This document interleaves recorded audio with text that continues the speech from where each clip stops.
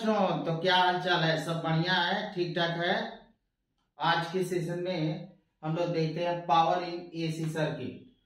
तो ये देखना है पावर इन एसी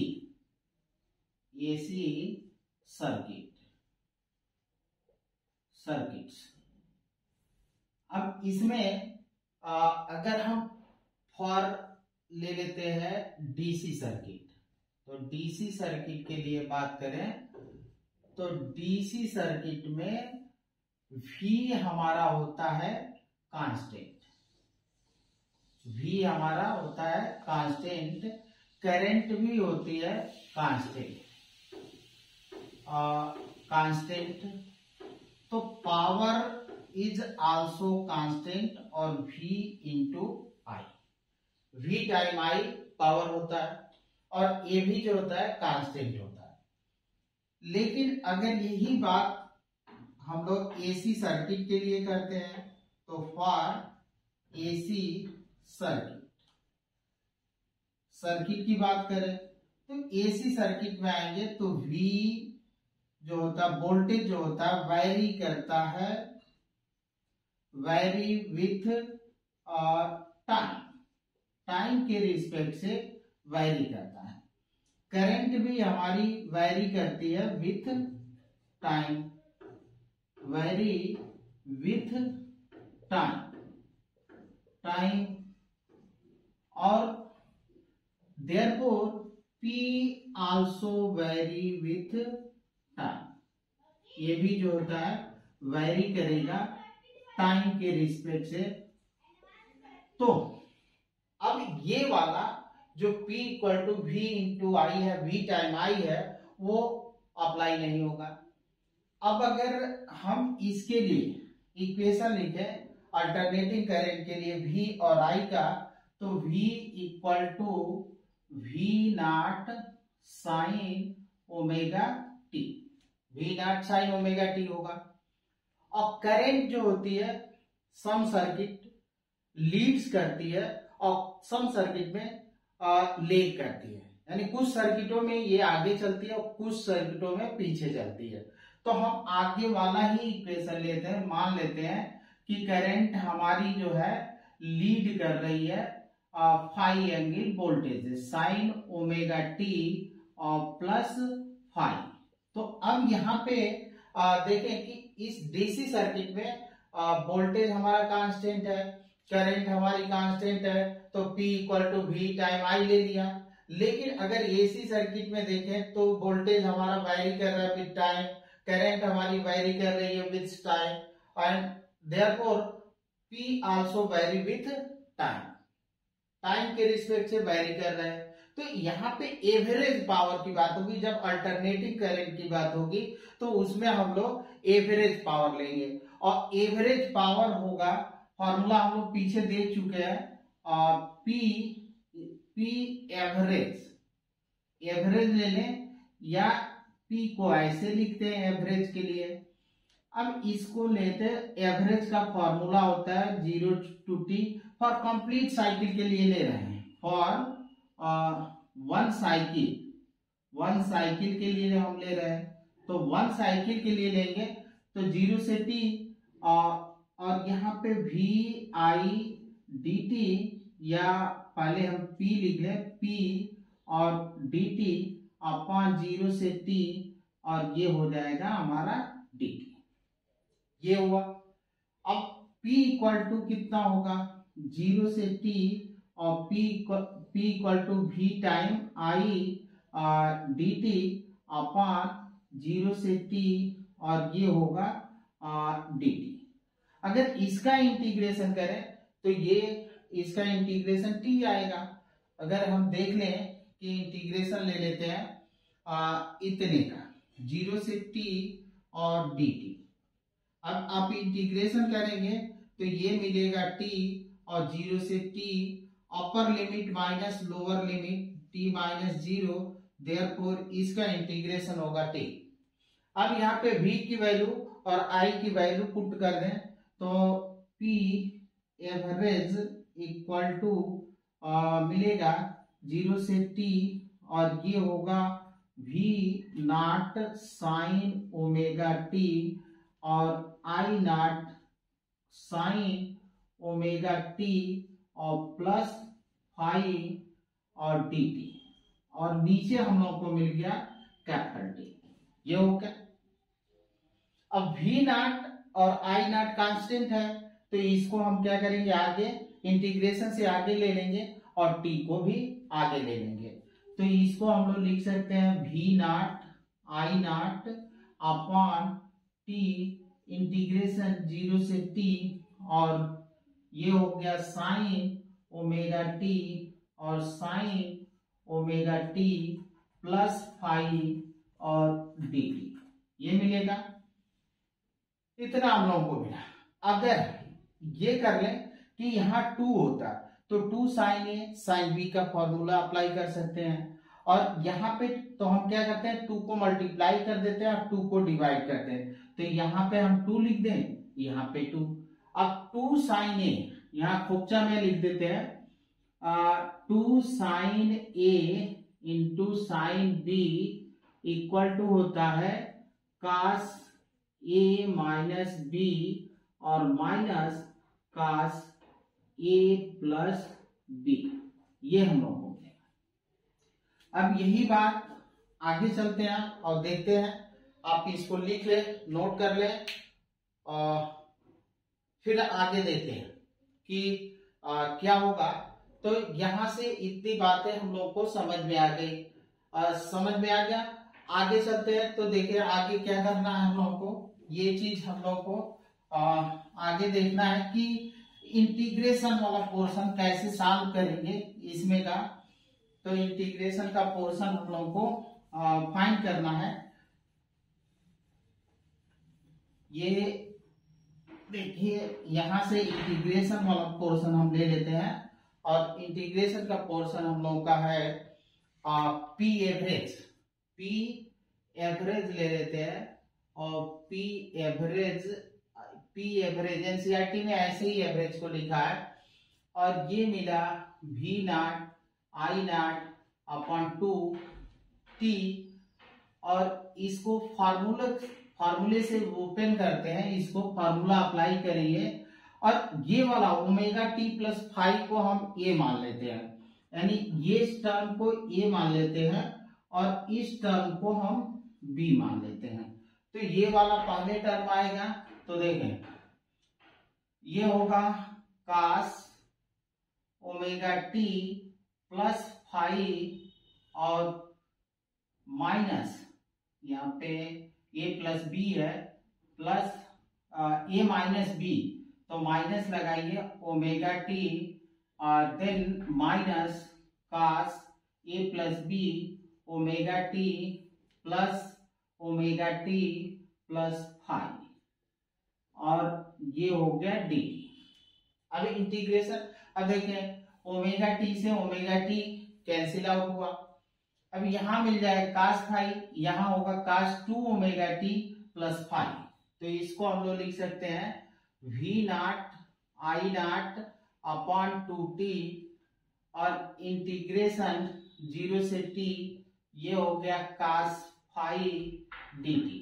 अब इस वाले टर्म को हम इसके साथ भी मल्टीप्लाई करेंगे, तो minus v not I not upon 2t integration cos omega t और प्लस 5 2 ओमेगा टी प्लस 5, और ये हो गया डी।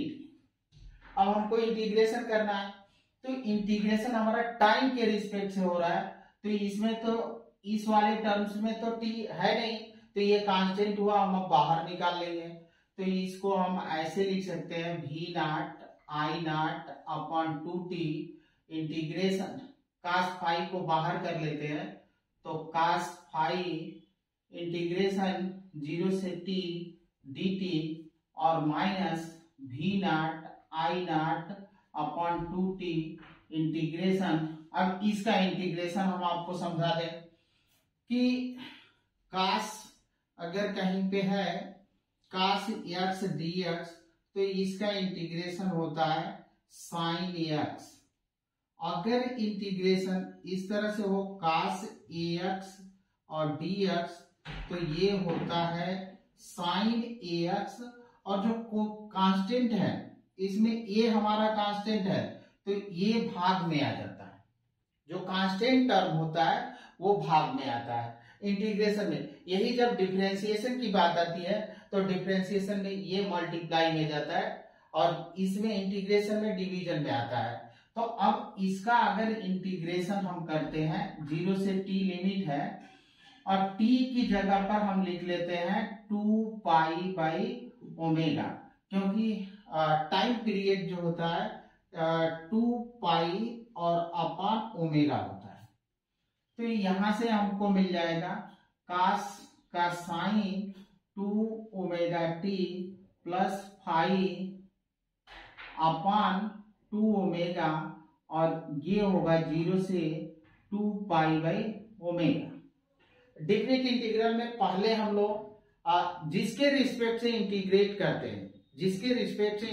करते हैं अपर लिमिट को पहले रखते हैं, तो t के रिस्पेक्ट से किया है तो यहाँ पे जो t है उसके जगह पर पहले हम रखेंगे upper limit, then minus lower limit. तो ये हमारा तरीका होगा। आगे इसको देखें, और इतने का हम लोग इंटीग्रेशन कर चुके हैं, तो इतने का इंटीग्रेशन कितना हो जाएगा t। तो इसको हम लिख सकते हैं v not I not upon 2t cos phi, और इसका इंटीग्रेशन हमको मिल गया t minus v not I not upon 2t। और यहां से अगर आप देखें तो पहले हमने रखा upper limit 2 omega into 2 pi by omega plus phi minus sine 2 omega into 0 plus phi, ये हमारा मिलेगा अपान में हो जाएगा 2 ओमेगा, ये सेकंड टर्म का। अब आप देखें तो यहां से ओमेगा मर गया और ये टर्म 0 हो गया, तो ये मिल गया साइन फाई, और यहाँ पे साइन 2 जा 4 पाई प्लस फाई।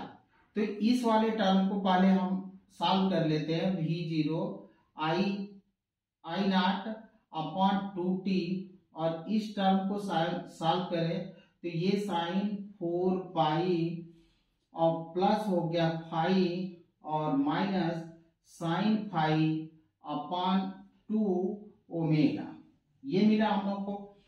अब साइन 4 पाई की वैल्यू फाइंड करना है, तो 180 रख दें, तो 180 720। अब यहां पे अगर देखें तो ये होता after school to college, 0 degree, 90 degree, 180 degree, 270 degree, 360 degree, यानी हम यहां पे मिल रहा है 720। तो 2 राउंड लगाए, एक राउंड लगाया 360 हो गया, फिर दूसरा राउंड लगाया 360 हो गया, और 360 720 हो गया। और उसमें अगर हम कुछ ऐड करते हैं तो मतलब फर्स्ट क्वाड्रेंट में हम पहुंच गए, और फर्स्ट क्वाड्रेंट में सभी ट्रिग्नोमेट्रिक फंक्शन जितने भी हमारे 6 ट्रिगो फंक्शन है वो सब के सब पॉजिटिव होते हैं। तो इसमें पॉजिटिव आ गए, और इसके साथ क्या करें कि हमारा 180, 180 और 360 के साथ फंक्शन हमारा चेंज नहीं होता है। तो यहाँ पे साइन 4 पाई प्लस फाई की वैल्यू जो होगी वो मिलेगी हमको साइन फाई। तो ये चीज हमको मिल गया v not I not upon 2t और cos फाई इंटू t, और t से t भी मर गया। और यहाँ पे देखें तो अगले स्टेप में हम लोग लिखेंगे v not I not upon 2, और ये मिल गया cos फाई, और minus v not I not upon 2t, और इसको हम लिखेंगे sine phi minus sine phi upon 2 omega. This function is 0। यानी साइन फाइव से साइन फाइव कैंसिल हो गया, तो सेकंड टर्म हमारा 0 हो जाएगा। तो P average equal to P ऐसे लिख सकते हैं V nought I nought upon 2 और ये हो गया हमारा cos फाइव। ये रिजल्ट होगा। आगे भी हम थोड़ा सा सिंप्लीफाई कर सकते हैं इसको। तो जो एवरेज पावर होगा उसकी वैल्यू होगी V nought I nought upon 2 cos five. अब आगे का टर्म देखते हैं, तो आप इसको नोट करना चाहें तो नोट कर ले। नोट कर लिया? नोट कर ले। ओके, इसको छाप लीजिए आप लोग। ओके, चलिए तो आगे देखते हैं। तो हम लोग को एवरेज पावर फाइंड कर लिए एसी करंट के लिए। अब इसका जितने भी हमारे सर्किट है, 7 सर्किट हम लोग अभी तक पढ़ चुके हैं। तो 7 सर्किट के लिए अलग अलग सर्किटों के लिए हम लोग डिस्कस कर लेंगे इसमें कि किसके लिए कौन सी वैल्यू अप्लाई होगी और इसका मीनिंग क्या होगा। तो मीनिंग भी देख लेते हैं और फिर एप्लीकेशन भी देख लेंगे। तो आइए, पहले हम लोग को मिल गया P average. P average P equal to मिला हमको V नॉट, इसको हम लोग थोड़ा सा सिंप्लीफाई कर ले, और I नॉट अपॉन √2 और ये हो गया cos फाइव। अब अगर कहीं इस तरह से है आपके पास √x इंटू √x, तो इसकी वैल्यू कितनी आती है? x आती है। तो जो यहाँ पे 2 निकला है उसको हमने √2 मल्टीप्लाई किया, हमको वही मिलेगा। और ये कुछ होता था, याद करें, याद करें, याद कर लिए? तो देखिए, ये होता था VRMS और ये होता था IRMS और ये है हमारा cos five.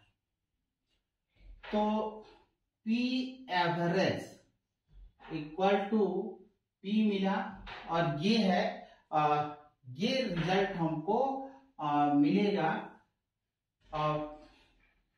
Power in AC circuit का, पावर इन एसी सर्किट का।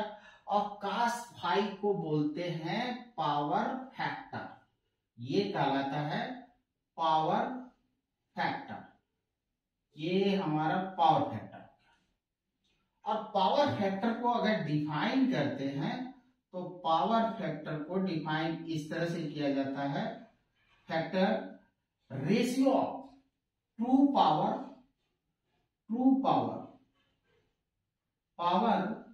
अपॉन एपेरेंट पावर,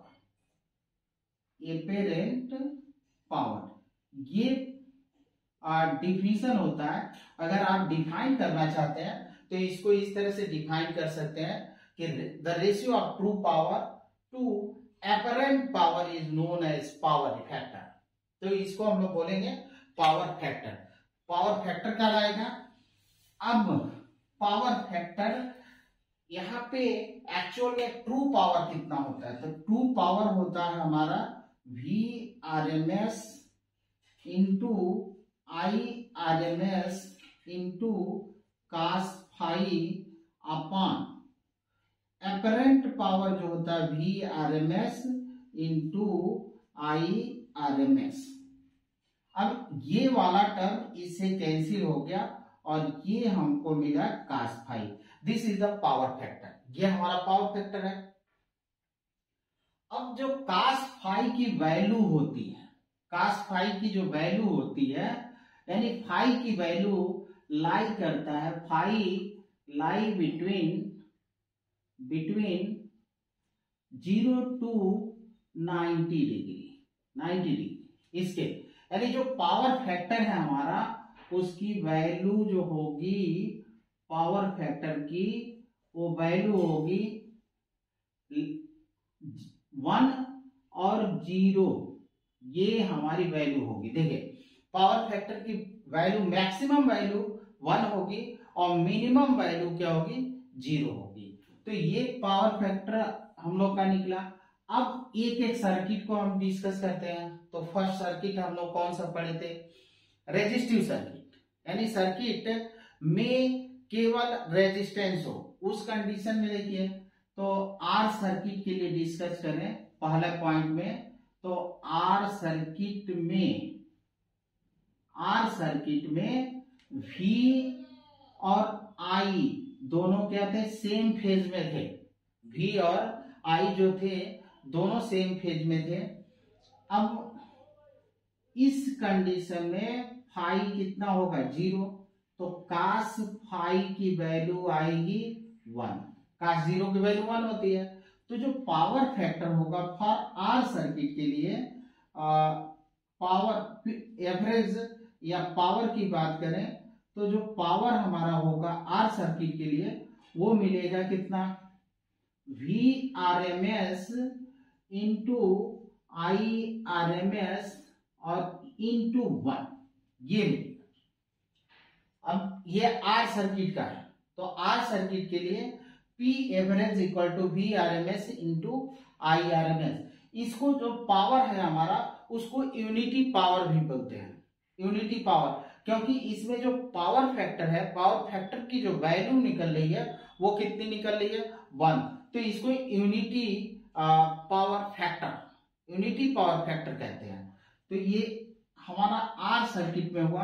अगर हम इसको वेव फॉर्मेट में देखें तो वेव फॉर्मेट हमारा इस तरह से मिलेगा कि इसमें करंट और वोल्टेज दोनों साथ साथ मैक्सिमम मिनिमम होते हैं। तो ये अगर वोल्टेज हो गया तो यहाँ पे हम क्या करते हैं, करंट को ले लेते हैं। करंट जब वोल्टेज हमारा जब मैक्सिमम हो रहा है तो करंट हमारी मैक्सिमम हो रही है, और जब वोल्टेज मिनिमम हो रहा है उसी क्षण हमारी करंट भी मिनिमम हो रही है। अब इसके लिए पावर का अगर हम वो कैलकुलेशन दें, पावर का वेव फॉर्म क्या होगा, तो पावर का वेव फॉर्म कुछ इस तरह से होगा। पावर का वेव फॉर्मेट जो होगा हमारा ये कुछ इस तरह से मिलेगा पावर का। क्यों, बिकॉज देखें कि इसमें कहीं पे भी साइन का टर्म्स या ओमेगा टी का टर्म नहीं है, तो पावर पीरियडिकली नहीं चेंज हो रहा है। और यहाँ पे आर सर्किट में जो पावर लॉस होता है वो मैक्सिमम होता है। और यहाँ पे तो ये चीज देखें, इसको हम लिखेंगे P के लिए, ये हमारा वोल्टेज के लिए है, और ये जो है करंट के लिए, ये वोल्टेज के लिए, करंट के लिए, और एक जो होगा ये V वोल्टेज है, ये करंट है, डॉटेड लाइन करंट को रिप्रेजेंट कर रही है, और ये इसको P पावर को रिप्रेजेंट कर रहा है। और इस सर्किट में, आर सर्किट में जो हमारा कह रहे हैं कि पावर लॉस होता है वो मैक्सिमम होता है। अब दो सर्किट और हम लोग डिस्कस करते हैं और तब अदर सर्किटों के लिए देख लेंगे। तो दो सर्किट हमारी, इंडक्टिव सर्किट और कैपेसिटिव सर्किट। अगर इंडक्टिव सर्किट हो चाहे हमारा कैपेसिटिव सर्किट हो, तो इंडक्टिव सर्किट में हम लोगों ने ये देखा था कि करंट हमारी लीड करती है π/2 फेज, और कैपेसिटिव सर्किट में करंट जो होती है हमारी लीड करती है वोल्टेज से π/2 फेज। तो दोनों कंडीशनों में पावर फैक्टर क्या होगा, पावर फैक्टर अब देखते हैं हम लोग।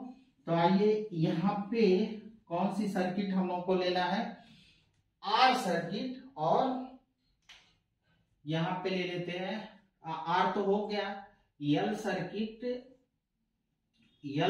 ले लें, या आर सी सर्किट को लें। इस सर्किट को देखते हैं, दोनों सर्किटों के कंडीशन में जो फाई हम लोगों का निकलता है वो π/2, यानी एल सर्किट में करंट जो होती है वोल्टेज से π/2 फेज लीड करती है, और आर सर्किट में सी सर्किट में करंट हमारी वोल्टेज से π/2 फेज आगे चलती है। अब दोनों कंडीशनों में फाई तो हमारा निकला π/2 मीन्स कास फाई, जो कास फाई है हमारा वो कितना होगा, कास फाई की वैल्यू होगी कास π/2, और कास π/2 होता है 0, यानी पावर फैक्टर हमारा 0। अब यही चीज अगर हम देखें तो ये देखते हैं कि पावर एवरेज की वैल्यू निकालें तो पावर एवरेज जो होगा ये VRMS into IRMS into 0, therefore 0। यानी L सर्किट में और R सर्किट में जो एवरेज पावर होता है वो 0 होता है, यानी पावर लॉस होता ही नहीं।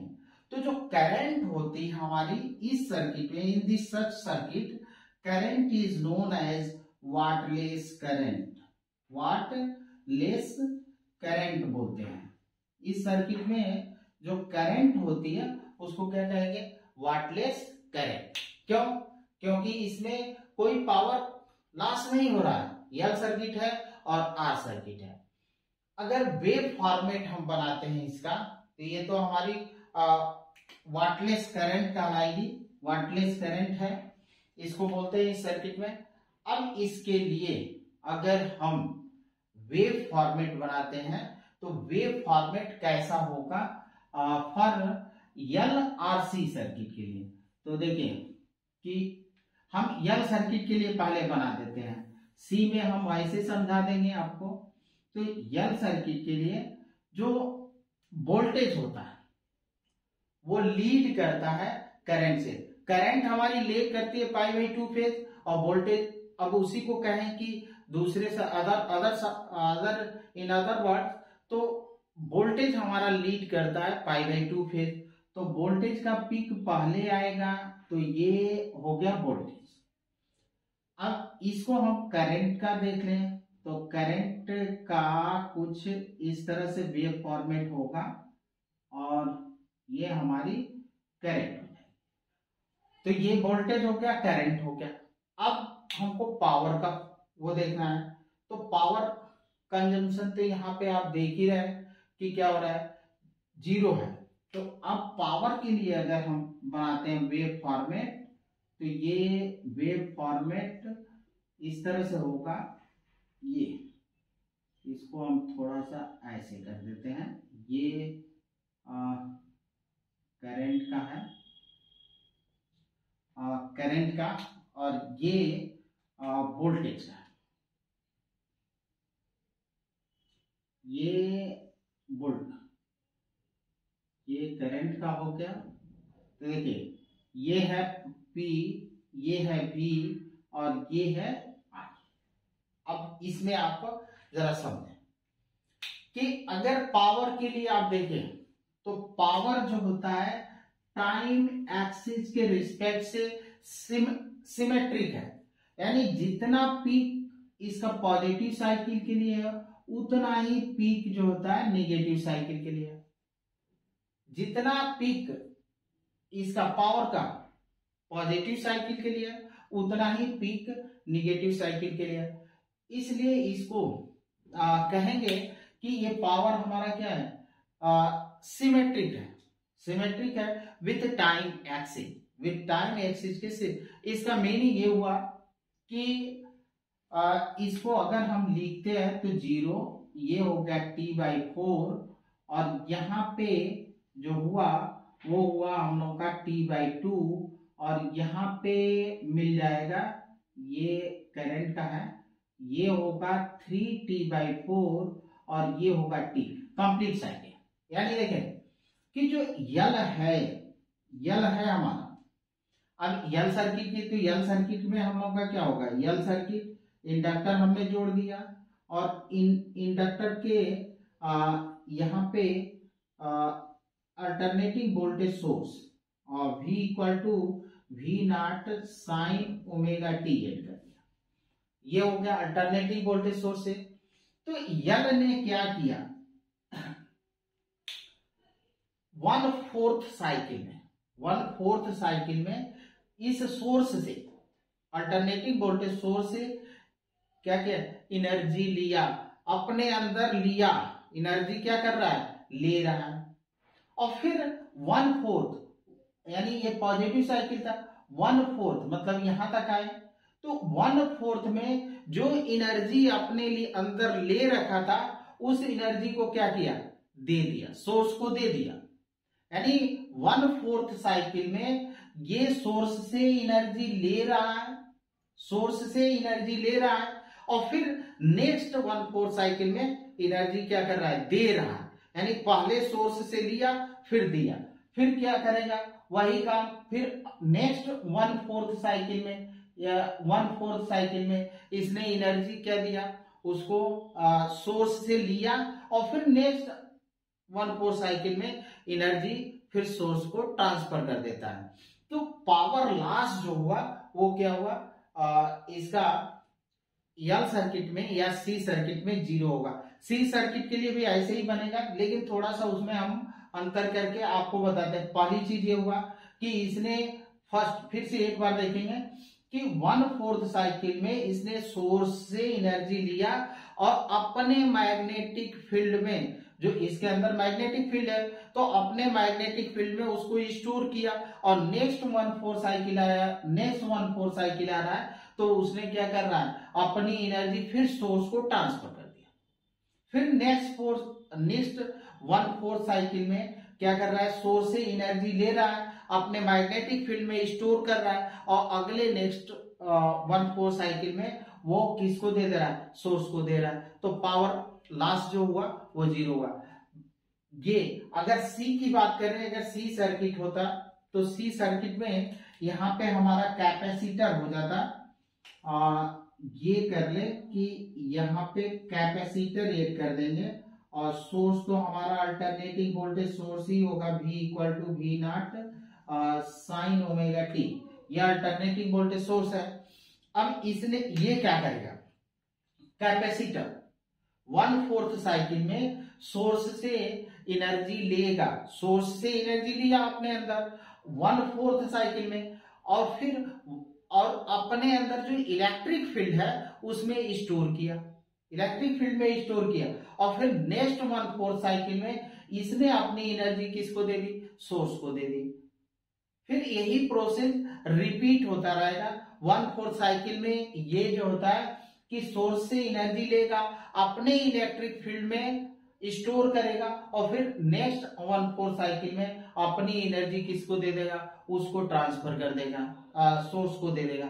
तो जो पावर लॉस होगा वो क्या होगा, 0। और in such circuit current flow is known as wattless current, क्योंकि यहाँ पे वाट का लॉस नहीं हो रहा है, वाट का नहीं, वाट लगा दूंगा नहीं, वाट का, वाट जो पावर की यूनिट है उसका कोई कंजम्पशन लॉस नहीं हो रहा है, इसलिए इस करंट को क्या बोलते हैं, वाटलेस करंट कहते हैं।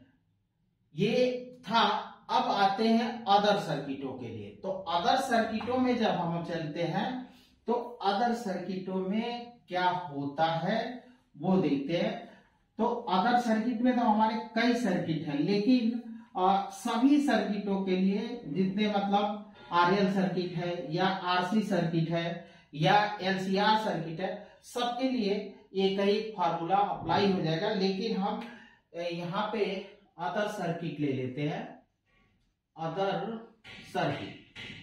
तो अदर सर्किट में आप जाएंगे तो अदर सर्किट कौन सी है, कोई भी हो, हम लोग का पावर एवरेज कितना निकला है, P average = P VRMS × IRMS ये हो गया हमारा कास फाई हो गया। अब अगर आरएल सर्किट की बात करें, आरएल सर्किट, तो आरएल सर्किट में tan फाई = कितना था, ω/L/R। अगर इसको ट्राइएंगल में हम सेट करें तो देखिए ये होगा फाई और ये होगा ω/L और ये होगा R।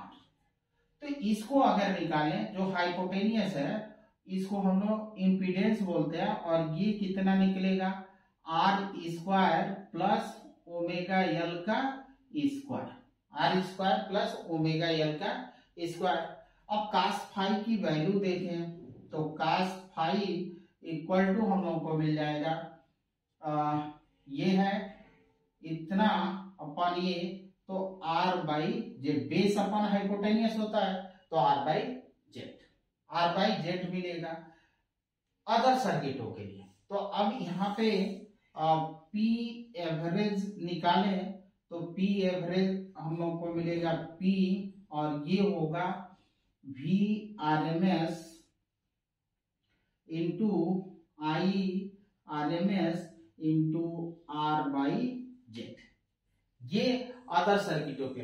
इसी फॉर्मूले को थोड़ा सा आगे भी हम लोग बढ़ा सकते हैं। देखिए V RMS equal to I into R होता है, तो यहाँ पे R तो लेना नहीं है, I जेड लेना है, तो I RMS इंटू जेड।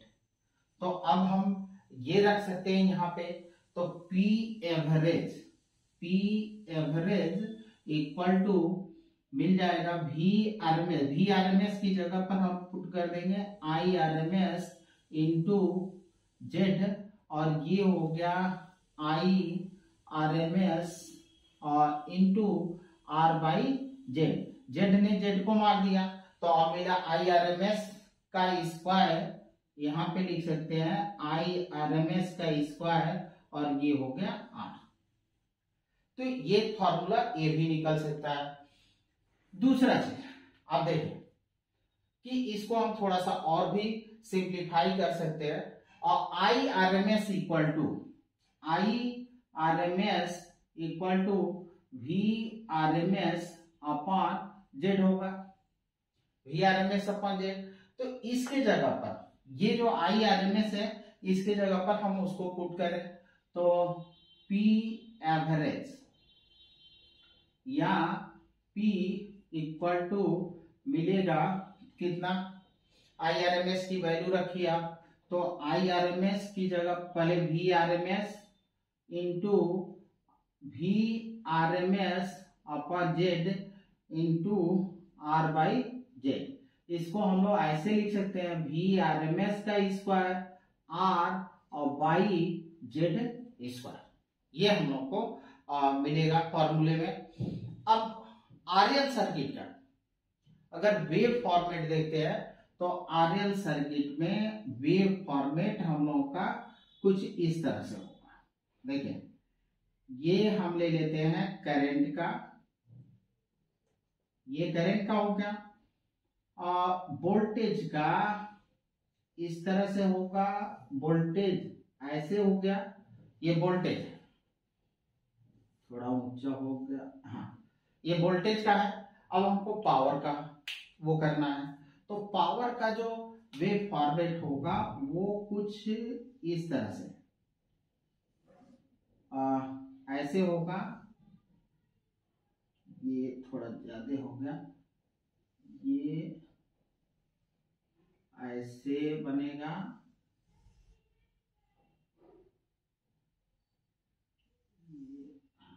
हाँ ये। अब यहाँ पे एक चीज समझना, बाकी चीजें तो सही है जैसे बना था। आप देखें कि जो ये पावर है, पावर वाला ये तो पावर का है, ये करंट का है और ये वोल्टेज का है, तो वेव फॉर्मेट पे। अब आप देखें कि जो ये पोर्शन है उसकी एरिया और ये पोर्शन है यानी एरिया ऑफ पॉजिटिव, ये जो 1/4 साइकिल है, पॉजिटिव लूप कह रहे, positive loop is greater than area of negative loop. ये आपका यहाँ पे ये देखने को मिल रहा है कि जो पावर है उसका पॉजिटिव लूप की एरिया ज्यादा है और निगेटिव लूप की एरिया कम है, यानी यहाँ पे भी पावर लॉस होता है, इस जगह पर भी पावर लॉस होता है। अब लास्ट सर्किट है जो आरएलसी सर्किट है, उसको हम लोग देख लेते हैं। आप इसको नोट करें, छाप लें, ओके, या स्क्रीनशॉट ले लें, बाद में आप नोट कर लेंगे तो ओके। चलिए मिटा दें, ओके। तो आइए देखते हैं जो लास्ट हम लोगों की सर्किट है वो है आरएलसी सर्किट। तो आरएलसी सर्किट में पावर हम लोग को देखना है उसको, तो वो देखते हैं आरएलसी। तो आरएलसी सर्किट में finally RLC circuit, RLC circuit, RLC circuit. तो आरएलसी सर्किट में ये याद होगा आपको कि tan फाई इक्वल टू मिलता है XL minus XC upon R, ये मिलता है। या इसी को हम ऐसे भी लिख सकते हैं ओमेगा एल माइनस 1/ओमेगा-c अपॉन आर, ये हो गया हमारा tan फाई हुआ। अब आप देखें कि यहां से हम लोग को tan फाई इक्वल टू मिल गया ओमेगा एल माइनस 1/ओमेगा-c अपॉन आर। अब अगर ट्राई एंगल बना ले हम, तो ट्राई एंगल में ये हमारा फाई हो जाएगा और ये एक्सएल माइनस एक्ससी। तो यहां से निकालें, अगर हाइपोटेनियस निकालते हैं तो पाइथागोरस थ्योरम लगाएं। तो ये आर है, इसका वर्ग प्लस इसका वर्ग, तो under root R square plus XL minus XC का होल स्क्वायर, और यही क्या होगा जेड। अब पावर फैक्टर यहां पे कैलकुलेट करें, तो power factor cos phi equal to base upon hypotenuse. तो बेस हमारा आर है और हाइपोटेनियस जेड, इसी को हम लोग ऐसे भी लिख सकते हैं under root R square plus X L minus X C का होल स्क्वायर, या इस तरह से लिख लें